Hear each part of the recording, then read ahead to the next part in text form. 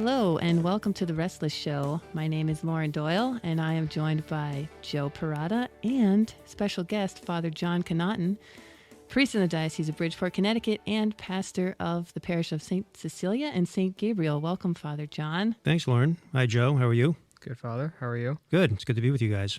So I've known Father John since January of 2018.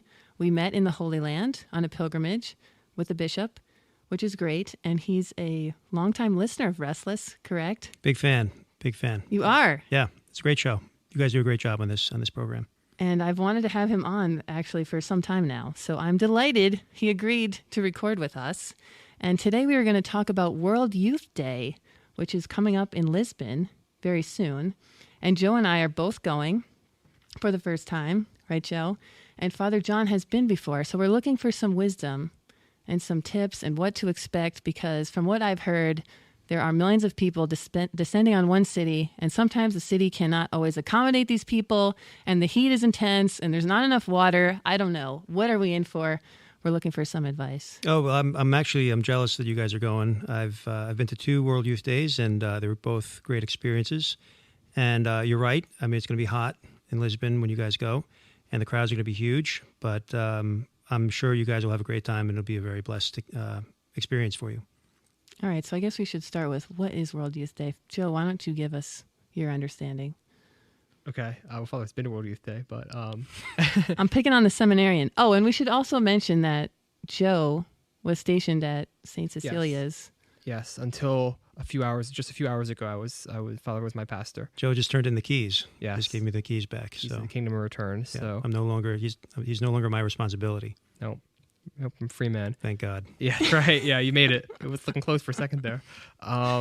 Yes, I mean, I think John Paul II started World Youth Day, right? And it's the gathering. I don't know, what's the interval? Is it every 5 years or something like that? Or is it not fixed? I think it's been every 3 years. So I went in 2016 and then 2019. Okay. So I think it's every 3 years or so. I guess COVID messes things up. But either way, it's a gathering of the universal church.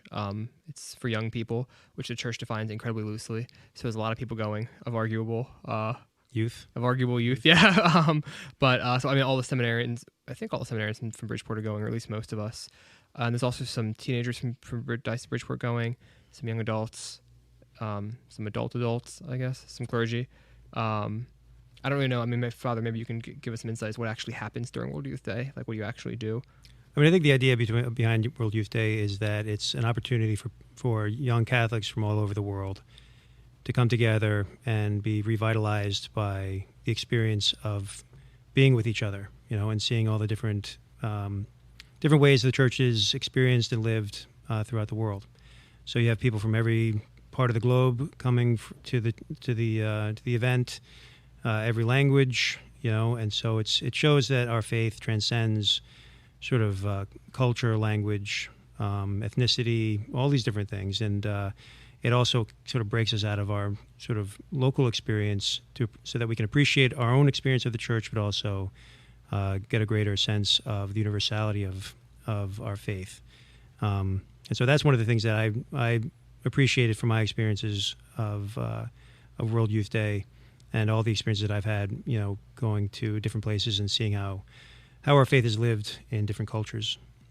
And Father, you've been to World Youth Day in Krakow and in Panama City? Yes, that's correct. Panama City, Panama, not Panama City, Florida. I made that mistake when I tried to see what the plane tickets were going to be costing, and I actually accidentally looked up Panama City, Florida, and so that's why they seem so much cheaper than they actually were. Yeah. That's actually really funny. Yeah. So how old were you? And what state of life were you in at the time? I wasn't young. I was not among the youth. I was there supervising the youth. So it was 2016 was my first experience. And at that time I was there as the vocations director and the director of seminarians. So I was a priest already. I was a priest for about 3 years at that point. And so that was the state of life that I was in at the time. So I would not count myself among the actual biologically young, but I like to think young at heart. Sure. It's worth mentioning that Father was ordained with Father Joe Gill, who is absent today. in the longest mass in recorded human history was your ordination mass. I think it was 7 hours. That's what it felt it was probably also the most beautiful mass. It was gorgeous. recorded, I was there. It was beautiful in history. So the most maybe So, but yeah. So Father Gill and I are ordination classmates. That's one of. So I think there were 6 or 7 of us that day. So it was a great day. And if anyone is wondering, Father Joseph has encouraged us to record without him for a very long time now. Yes, the confession we made him sign did say that he wanted us to record without him. It's so that you appreciate Father Gill Yes. more than you do. Yeah. When he comes back. But I definitely think young adults, in anything that we do, really, whether it's events and a formation, whatever, we need our spiritual fathers. So I wanted a priest on. So very happy to have you. Happy to be here. Great. So what were we talking about? What are some stories from Panama City? Well, Panama City was the second one that I went to. Oh, so the first one I went okay. to was Krakow. Clarify. That was my first experience of World Youth Day, and I think I was the experience of seeing like the massive amounts of people. So you're just kind of like packed into even the big streets in the city, and it's filled with kids who are singing songs and chanting and just waving their flags around. And so, and when in Krakow it was very hot. It was hot in the summertime. And then I think the thing that I remember the most, and it was before the Holy Father showed up. We had an evening at this big arena where they had a lot of the talks that were in English.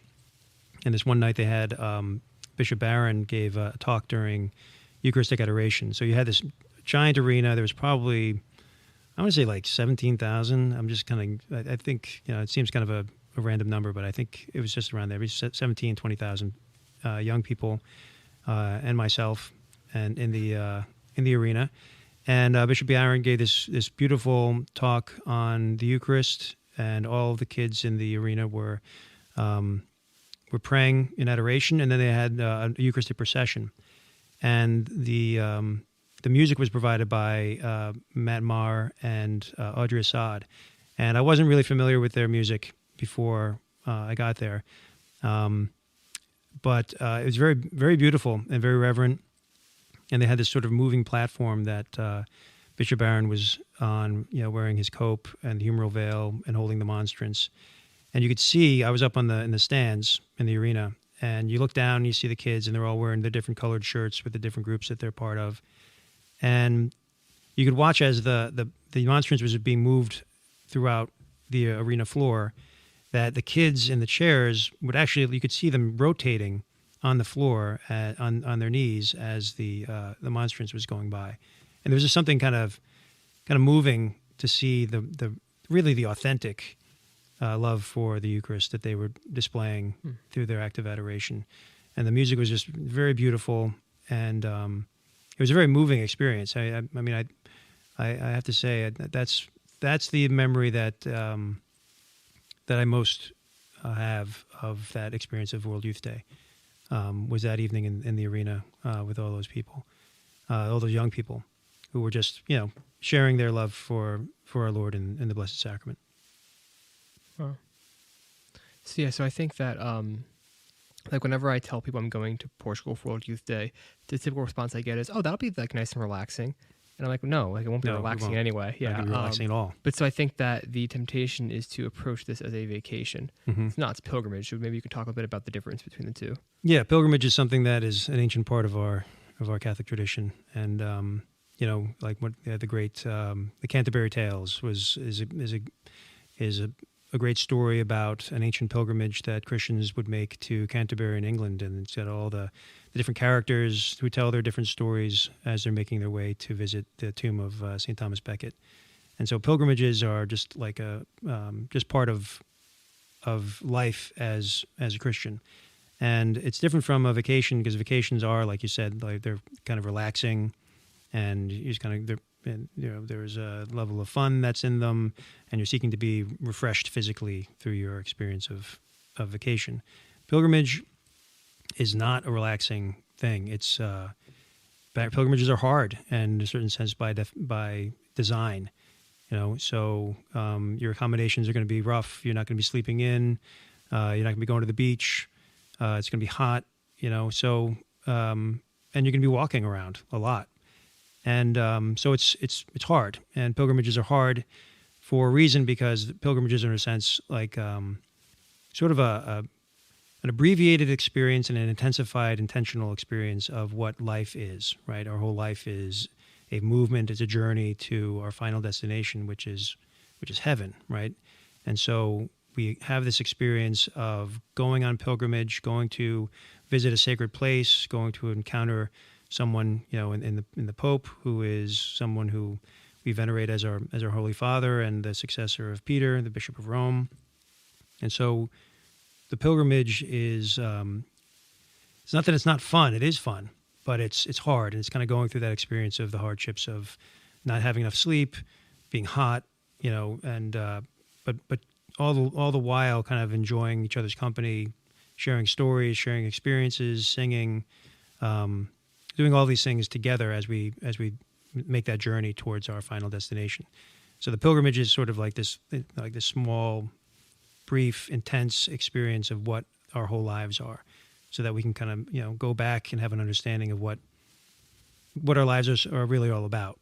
Yeah, and I think a lot of times people are pulled out of their comfort zones in a good way, like you're saying, right? You're not going to have the most comfortable sleeping conditions, most likely. Unless you're Most seminary in definitely. Bridgeport. Most definitely. Yeah. Yeah. Well, I don't know. I mean, one of the ones, Krakow was definitely an experience of, we were roughing it in Krakow. And there's something to be said for that, because it does remind you of what you're there for. That it's not a vacation, that it's a pilgrimage. And I think generally people just tend to get too comfortable in life. Like, I deserve this, right? Just the way that we can be. And you go on an experience like that where you have to rough it a little bit. I think it brings us down a few notches. Mm-hmm. It can be a little humiliating in a good way, right? Humbling us and helping us to recognize, right, God's our creator and we serve him.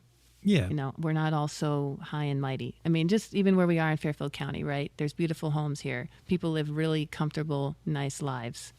But is that what God wants for us?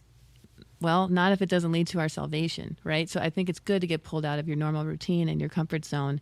And the other thing I think that we really benefit from is surrendering your schedule, Like, you're not in control of your day there, especially if you're in a large group. You have to do what the group wants, and you eat where the group wants to eat and when the group wants to eat. So you may have to be hungry, or it may not be something that you want to do at that time. But because you're with a group, in some cases you have to suck it up and just do it. I'm someone that's fine for me. I don't have a problem. But I certainly have encountered people where certain things can be tough on a trip like this. Right, because they're not in control anymore. Yeah, I think the pilgrimage, because you're exposed to the elements. I mean, when I was in Krakow, like it was raining the first night that we were in the big field waiting for the Pope to come. Mm-hmm. So you're in the field, you're wearing rain gear, you can't get comfortable sitting down. There's mud. It's hard. And I think what you're saying is right. The experience of pilgrimage. Like the experience of Lent, which is a kind of pilgrimage, right? The experience of those 40 days of Lent is a pilgrimage towards Easter. But that sense of the mortification that comes from it, you recognize through the experience your own attachments, your Yes. attachments to comfort and your attachment to control, like you were saying. When you're not really, in control of your own schedule and you're dependent on other people and you're waiting and you have to do a head count to make sure everybody's there. And it's, there's some suffering in that, right? Mm-hmm. So, and that, that's not a bad thing for us to have our wills mortified in that way, and try to be generous through the experience too. And I think that God can transform us in those kind of environments, possibly more than he can just when you're living your everyday normal life. Right? As much as you may be seeking God and trying to do your prayer time, let's say, but when you're pulled out, I think he can penetrate more to your soul. Well, I think he's always inviting us to, allow him to he's always inviting us to experience our lives with him more intensely, because he's always with us. So a lot of times in our normal routines, when we do have control over things, it's easy to kind of forget that God is present with us always, and that actually we totally depend on him at every moment for just even to exist, right? So we can just kind of take our existence for granted, just as we can take everything else for granted. And so when we're taken out of our normal routine, we're taken out of our comfort zone, we realize how helpless we are in a lot of ways. And so those experiences of discomfort and struggle are salutary in the sense that, it's a reminder of the reality of our situation. And we can always, often deceive ourselves into thinking things are otherwise, that we actually do have control over everything. And that's not true. Yeah, absolutely. So Joe, can you tell us about your trip? Who are you going with? Yeah. So you're going with the religious order. I think I'm going with the Diocese of Bridgeport. It's different categories, like I said before, of kind of like different groups of people that are going. I'm a seminarian, so I'm going with seminarians. I am going late because I'm going to a wedding. So I'll be missing not World Youth Day. They're doing like a pilgrimage to Fatima, which I'll be missing part of. So yeah, and I think that there are some rules about where we're all staying. So like I think seminarians are generally speaking staying in different hotels than everybody else. The Ritz? Is it the yeah? It's the Ritz. This is Bridgeport after all. No, I mean, I think from what I've heard, I think that maybe some lessons were learned after Krakow, and I think that the general thought is if the diocese is going to pay for people and support people to go on this, they want them to enter into the days more fully, which requires you to actually have slept a bit. And so there's no hostel in our future. Our future. I don't know about Lauren's future. There's no hostel in my future. So yeah, it'll be good though to go with the seminarians. Well, actually, one of the guys who's entering this coming year is coming with us. It'll be good to have him. Yeah, it'll be good. How many of you are there? How many of us are there? Hang on.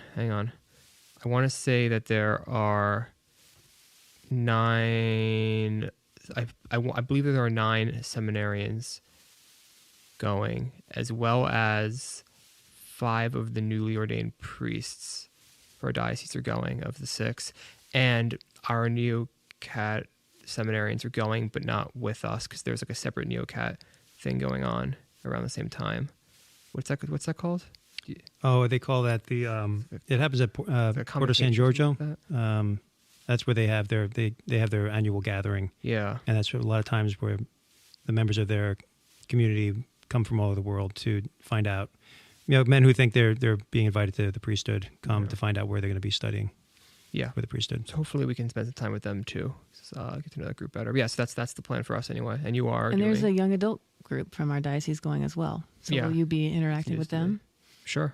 Why not? Frankly, that's news to me. But you didn't know that? Joe is sacrificing control over his schedule, and so he's going to go. Going to see what happens when he arrives. Yep, he's going to be trying to fully enter into this experience. Right. I'm not talk to anybody. Yeah, this could be a distraction. I have heard bits. Yeah, there are young adult. Is it? So I'm sorry. There are young adult people from our diocese going for sure. That's kind of the whole thing. So everybody ends up in the same place. So I'm sure there'll be people who are using their WhatsApp and things like that to coordinate meetups. So Joe and I could actually meet up potentially. Yeah, I think so. What's funny is like in the Catholic world, when you go to these big events, you always run into people that you know. That's true for the March for Life. It's true for like any of these gatherings. You suddenly walking through this massive crowd, and then you bump into somebody that that you know from back home or you haven't seen for a long time. And I've always thought that that's almost like a foretaste of the experience of what heaven will be like. You're just kind of in this massive crowd in the communion of saints, and then you bump into each other and you share your story of how you ended up there. Right. So it's that's amazing. Yeah. So Lauren, you're going with a religious community, right? Yes, I'm going with Father John and my good friend, Father Andyville, now Father Israel, and Ham, Los Hermanos del Amor Misericordioso, the Brothers of Merciful Love, and the Daughters of Merciful Love. So I know that 50 people from their community are going. They have 25 brothers and 83 sisters. So of all those people, 50 of them are going. And now Father Andy called me yesterday, actually, here at work. And so I was like, I got to take this in front of my boss, which I don't know. That probably did not look good, but it was a call from Spain. If Joe, something like that had happened to Joe over the past month, I would not have been pleased. Wouldn't have been good. That would have definitely gone on his evaluation. So because we were texting about what do I need to bring and such, because they they just sent out a packing list maybe a few days ago. I don't know. And I didn't even see it until late Sunday night. So we just were kind of going through things. And you know how he is. He's very excited. So he asked me, "Are you excited?" I'm like, "Of course," but he's so animated and excited. So that was really nice to hear. And then he just went on talking for a bit. So that might have been bad, but he's really excited. And I think we have 15 Americans coming. I brought in some people, which is cool. A couple people from Stanford, and then other people who are just connected to that community already, or I don't know. And then I think there are like at least 100 to 150 Spanish young adults that they know, maybe even more, that are all in our group. So it's quite a large group, and I actually fly out tonight at 10 p.m. Are you packed? No. Oh my goodness. That would give me so much anxiety. I balance all the things, Joe, as you know, but I have, put clothes in piles. I went shopping last night and I got a long skirt for going into churches because I don't have one of those. And I figured just throw it on too, like over clothes if needed. So that was good. I checked that off last night. But anyway. Bring us half as much of the stuff that you think you need. Okay. I think that's part of like one of the things that's just rewear. A big mistake is because it's World Youth Day is, it's kind of, it's kind of down and dirty. You're not going to be like showering every day. Well, maybe the seminarians and their fancy hotel. Showering every day. I don't need to. But like the real pilgrims, the people who are like roughing it. Yeah. Not us. Yeah, they'll be dirty and smelly, and it's going to be hot.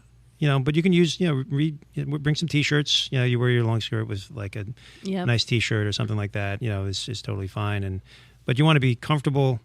And you want to be cool, but you also don't want to be lugging around a backpack full of stuff that you're not going to need. And so don't bring a bunch of books because you're probably not going to read them. Maybe one book. I thought about bringing one book. Bring one book or like Bible. Or don't. I also have My Daily Bread. That's like the little book with bring daily. That. That's nice. That's small. Yeah. Okay. Yeah. Or if you have a Kindle, that's not a bad thing to bring because you can switch back and forth to different books. But travel Bible. Travel Bible, yeah. I have one of those from the Holy Land trip. Very exciting. Yeah, but bring some ibuprofen and stuff like that too, or sunblock, things that because you're gonna be exposed to the elements. But I definitely want to like just travel light, and don't care about what you look like. Yeah, don't care what you look like. God knows what you look like, and and nobody looks good at World Youth Day. I mean, that's just reality. Everybody looks worn out and dirty, and but that's part of the experience, and that's what kind of what makes it exciting. And you go through that experience together, and people are very joyful through that experience too. Do you have any stories from Panama City? Panama City was just like the crowds were huge. Huge. They were huge. And then going on. What was nice about Panama City is that for the vigil, which is on the Saturday evening, you hike out to the place where the final mass is going to be, and then you have the vigil sort of event, and then you spend the night. You sleep in the field, and then there's mass the next morning with the Pope. And what was nice about Panama City is that it was at the end of January, beginning of February, and so where it was cold here in Connecticut, it was perfect. The weather was great down in Panama.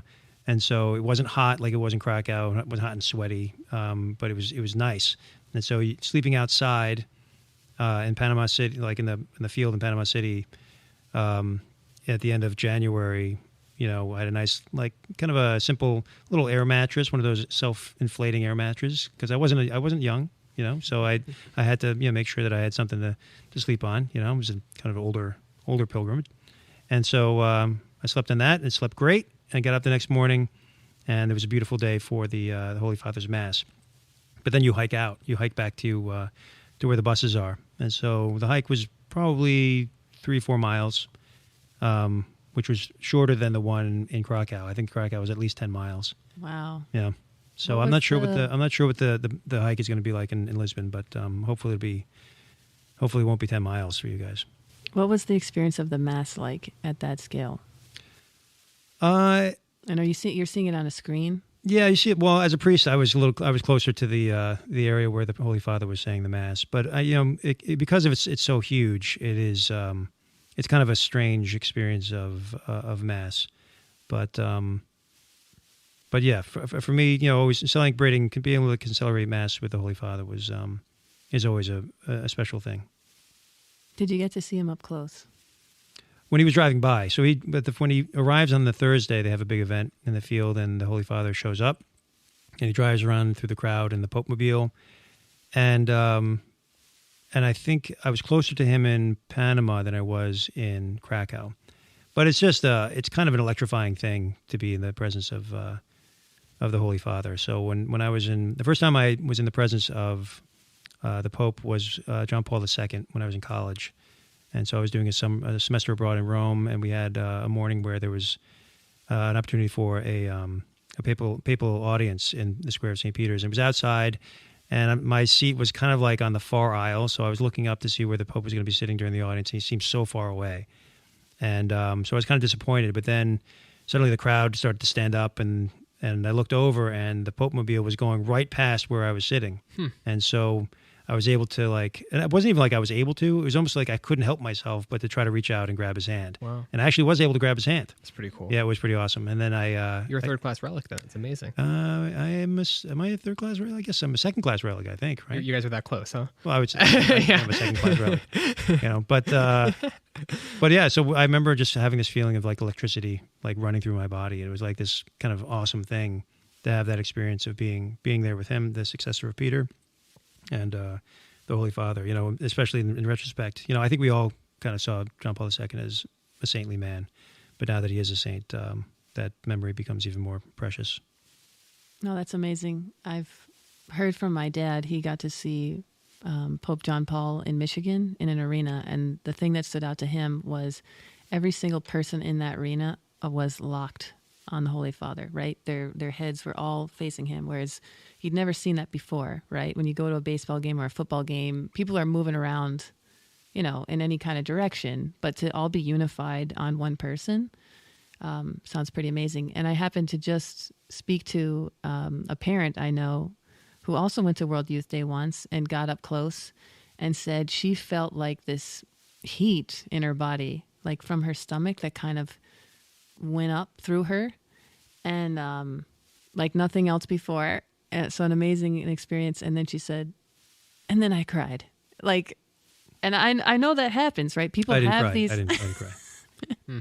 Of course not. That wasn't part of my not Father John. So, yeah. But people do, often I think have these spiritual encounters that are intense and like electrifying, and then your body just kind of, I don't know, is it recovering from it? Is it healing? But it's an intense, reaction. It's beautiful. Have either one of you ever been in the presence of the Holy Father? No. No. Okay. I don't think so. So we're about to be. Yeah.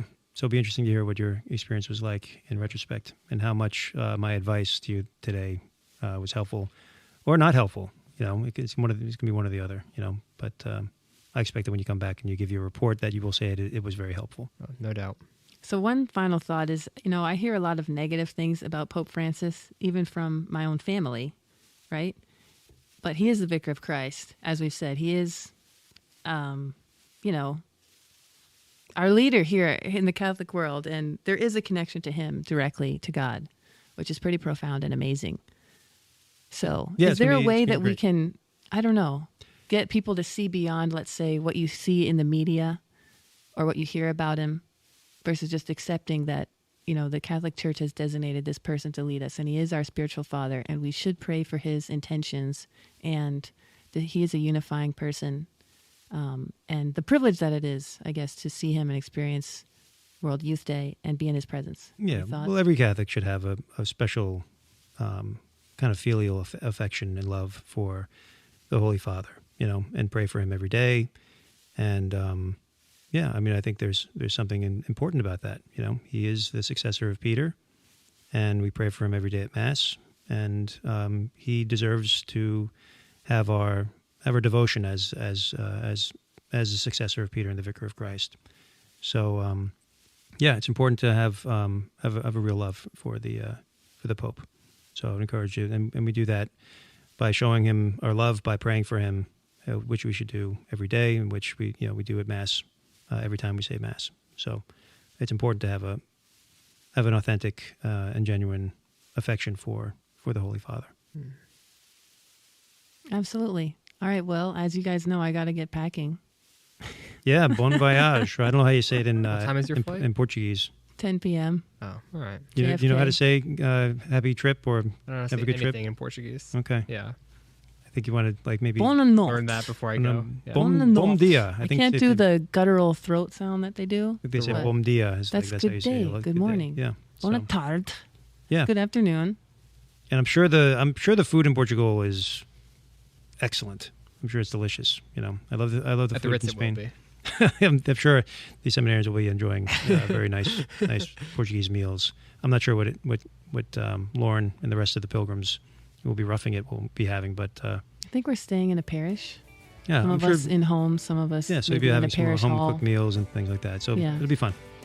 Well, have a great time, guys. Thank you, Father. Thank you so much. Yeah, and say a prayer for me, and I'll say a prayer Yes. that this is a very spiritually fruitful experience for both of you and for all those who are going from our diocese, but also all those who are going from all over the world. Thank you. Thanks for joining us, Father. All right, God bless you. Absolutely. Signing off. You can catch us on 1350 AM, 103.9 FM, and wherever you get your podcasts. Thank you.